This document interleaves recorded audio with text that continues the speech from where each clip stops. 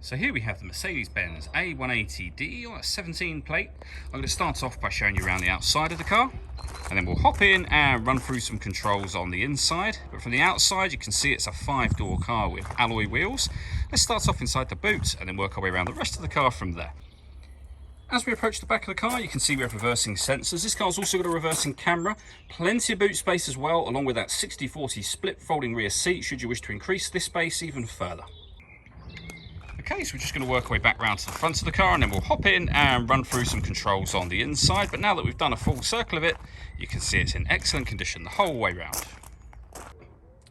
Just briefly before we climb in, I think it's what we're seeing the interior from this exterior point of view. There's plenty to run through on the dashboard, so let's hop in and we'll do that now. Okay, now that we're inside the car, we're going to start with the dials. On the left-hand side, we have the speedometer and fuel gauge, and on the right-hand side, the rev counter and coolant temperature gauge. In the middle, you can see the total miles of the car. They are 29,880. Beneath that, it will show you what gear this car is in. It's an automatic, so we are in park at the moment, as you can see. We can change information displayed through that central section by using buttons on the steering wheel. For example, you can have a digital readout for the speedometer. If we back out to the steering wheel, the buttons I was using a second ago are here. We have phone and stereo controls over on the right hand side, and then the main stereo itself is over in the center. So we have this screen just here, the stereo beneath it, so these buttons will access certain things on that main menu, or you can use this dial. So you can twist it, you can push it down. It also works like a joystick would do to select certain things within certain menus. So for example, we are clearly on the radio menu at the moment. We're on FM. These are all the different saved radio stations that we could listen to. We can go back a step, we can go down to waveband for the radio, for example, and you see there we have FM and AM radio available to us.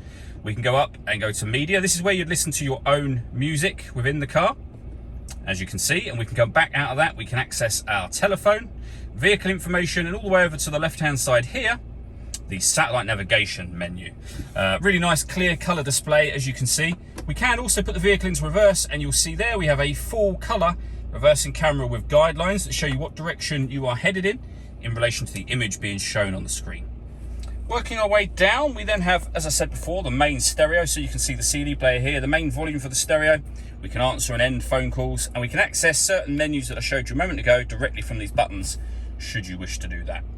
Directly beneath that, we have a heated passenger seat and a heated driver seat with 3 different heat settings on each. We can change the driving mode of the car. So by pressing this button, we can put it into sport, individual, eco, and comfort modes. We have our hazard warning lights just here. This button turns off the stop and start. This car is designed to cut out when it's stationary in traffic to save you fuel. So you can turn that system off just there. And we can turn the parking sensors on and off from here as well. Beneath that, we then have the dual zone climate control. So you can adjust the passenger temperature, the driver temperature. You can increase and decrease the fan speed. You can determine what direction you'd like the air to be distributed in. Once you're happy with those settings, your air conditioning is on at the minute, so off, back on again. Or hit auto. The car will now maintain those temperatures by taking full control of the fan speed for you. You can override that by making any manual adjustment you wish to. We then have a 12-volt charging socket and some storage. A bit more storage inside here, and then the dial that I mentioned a moment ago. All that leaves me to say is thank you for taking the time to watch this video. If you'd like to come and see the car for yourself and have a test drive, please feel free to give us a call here at Surrey Specialist Cars. We'd love to hear from you soon.